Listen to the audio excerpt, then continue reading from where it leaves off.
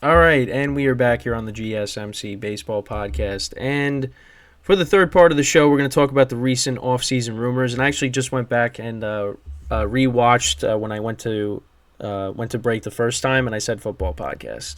So, like I said, just in football mode, because that's literally, other than today, I'm always doing the football show.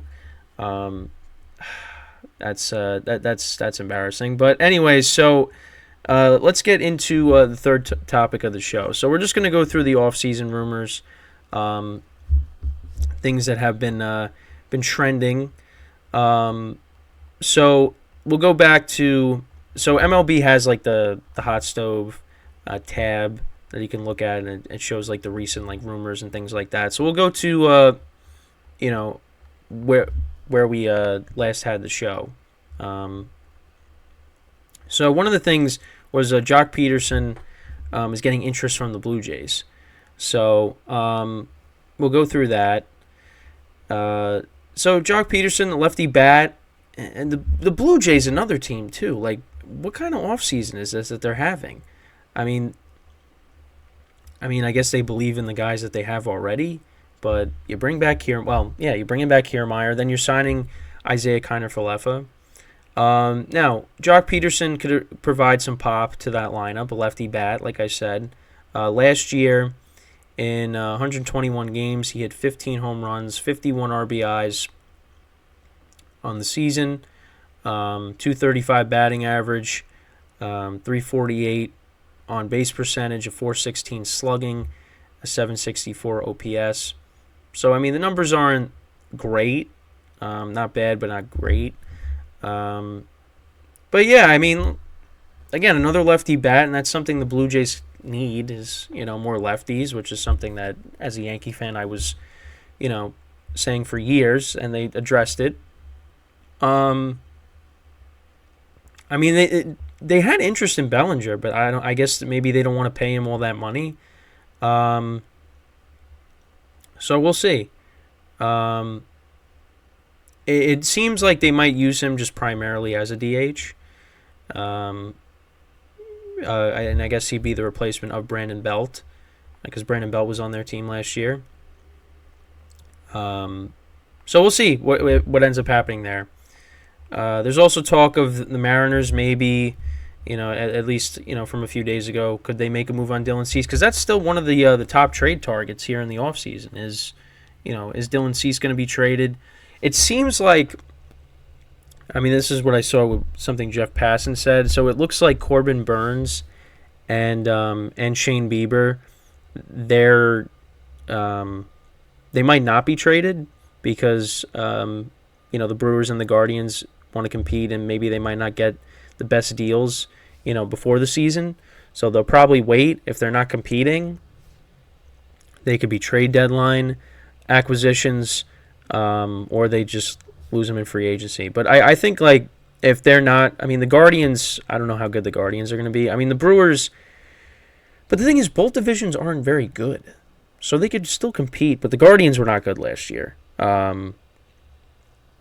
So I don't know. If the Guardians are, well, again, if both teams aren't good, I could see the Guardians not being good. The Brewers, they'll probably still compete for the Central. But who knows? I didn't think the Guardians were going to be good in 2022 when they ended up winning the division and giving the Yankees actually, no, did they? Yeah, they won the division, right? In 2022? Because I remember they played in the wild card round. But yeah, they won the division that year, and then they pushed the Yankees to 5 games. And then last year, I don't know what happened. They just weren't as good. But we'll see. But it seems like Dylan Cease could still be traded. Mariners are a potential suitor. But yeah, Bieber and Burns might not be traded, until, I guess, the trade deadline. Also, there was talk about Marcus Stroman. Not as good as he once was, but again, there's teams out there that are looking to add pitchers. The Orioles, the Giants, the Angels. So we'll see what ends up happening there, if he ends up going somewhere. Josh Hader, obviously, talking about him. He wants to reset the closer market. He wants to get a bigger deal than Edwin Diaz, which we talked about on last week's show. Dodgers and Rangers among the potential fits. I mean, again, if he goes to the Dodgers, that wouldn't surprise me because the Dodgers are signing everybody, or at least getting at everybody. Also getting Tyler Glasnow in a trade. And Hader, yeah, it'd be a good move. I mean, listen, I wouldn't mind if my team got him, but yeah, I mean, the fact that he only wants to pitch one inning, that kind of does, that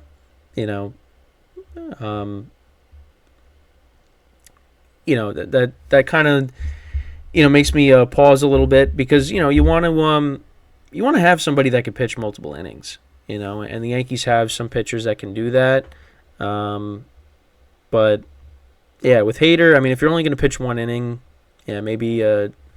And also, especially if he wants to, surpass Edwin Diaz's contract, yeah, I think look elsewhere. But yeah, I mean, you got Blake Snell, Jordan Montgomery, Imanaga, another pitcher out there, all southpaws. So we'll see what ends up happening, with them. I mean, apparently, actually, so the Yankees and Blake Snell have made some news. So Blake Snell supposedly has interest in joining the Yankees. But here's the thing. I was like, oh yeah, I would take Blake Snell. I mean, listen, just won the Cy Young. I would absolutely take him. But everywhere I look on social media, it's like the complete opposite. It's like, no, he walks a lot of guys and wouldn't be a good fit. And I'm just like, okay, well, I don't want that. If and he doesn't go deep into games. But I mean, listen, the Yankees, they need help in their rotation right now. And the thing that hurts is they signed Carlos Rodon to that big contract. Last year was a disaster. If he can bounce back, at least you'll have him and Cole at the top, because you know what you're getting out of Garrett Cole. You're not worried about him. It's the four other spots that are concerning, and hopefully Carlos Rodon stays healthy and he can bounce back. But yeah, the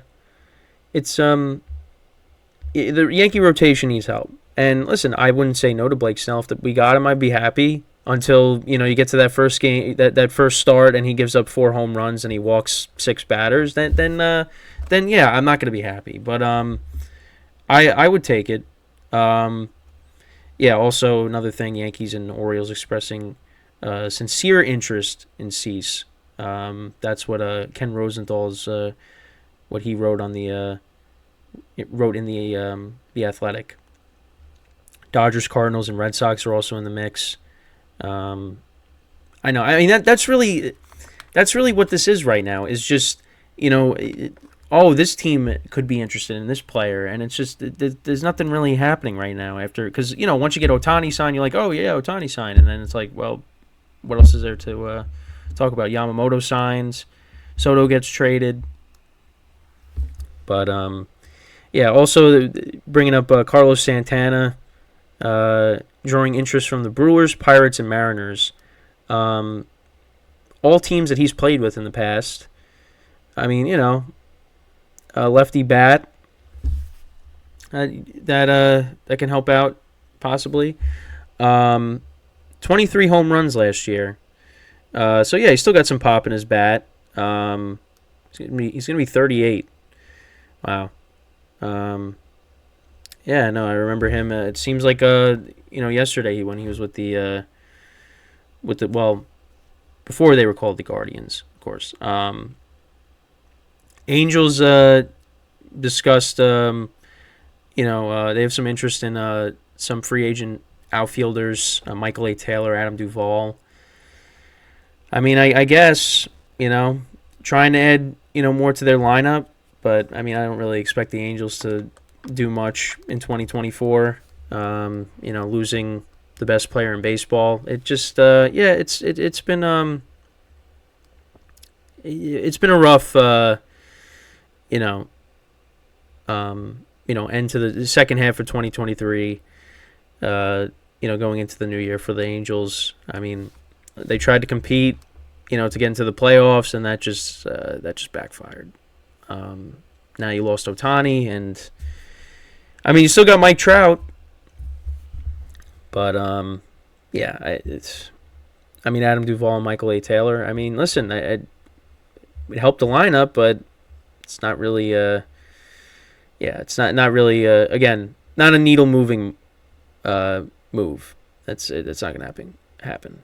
So, but yeah, I mean that's pretty much it when looking at the latest rumors. It's listen. I'm mainly focused on the Yankees. On what they're gonna do. But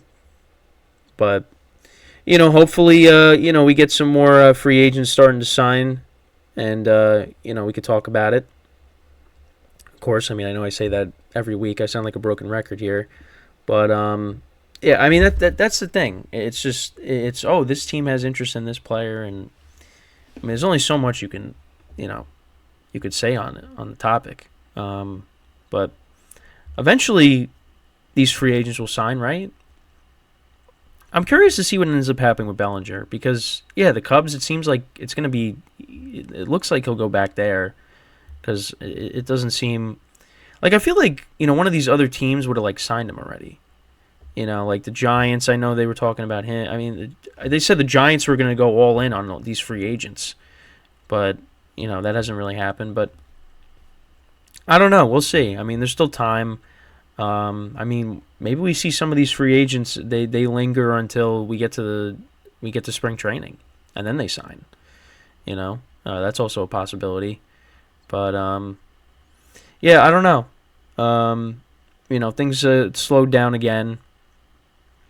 But again, just have to wait and see what ends up happening. So, but yeah, when we get back from our final break of the show, we'll actually talk about the power rankings that MLB released this week. I know I talked about the CBS power rankings that were released, I think a couple weeks ago. But these are the first official power rankings for 2024. So we'll go through them. They're pretty much, it's pretty much going to be around the same as CBS. Actually, I did take a quick peek before. The Yankees were in the top 5 on CBS, but they're lower on these, but they're still in the top 10. So, that's what we're going to talk about, and then that'll be it. And then after that, it's, like I said, 10:30 a.m. Eastern time. I will be streaming the football podcast. So we'll talk about that. That'll be the second show of the day. Preview all the games for Week 18, the final week in the regular season, and then that'll be it. So, but yeah, when we come back from our final break of the show here, we'll talk about the power rankings that MLB released, the first power rankings of the 2024 season. So, with that being said, stick around, and we'll be right back here on the GSMC Baseball Podcast.